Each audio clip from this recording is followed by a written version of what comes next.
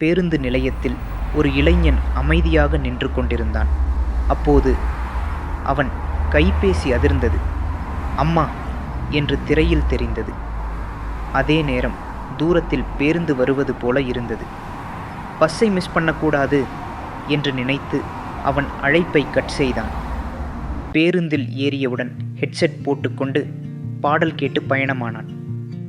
அம்மாவின் அழைப்பு மனதிலிருந்து மெல்ல மறைந்து போனது. அலுவலகத்திற்குள் நுழைந்ததும் மீண்டும் கைபேசி ஒலித்தது. இந்த முறை மாமாவின் குரல். உடனே மருத்துவமனைக்கு வா, அம்மாவுக்கு எமர்ஜென்சி. இதயம் அதிர அவன் வேகமாக மருத்துவமனைக்கு ஓடினான். அங்கே டாக்டர் மெதுவாக சொன்னார், மன்னிக்கவும், கொஞ்சம் முன்னாடியே வந்திருந்தாலும் உங்கள் அம்மாவை காப்பாற்றியிருக்கலாம். அவன் கால்கள் தளர்ந்தன. தரை மீது சாய்ந்து விழுந்தான். கைகளில் கைபேசியை எடுத்து பார்த்தான். மிஸ்டடு கால், அம்மா.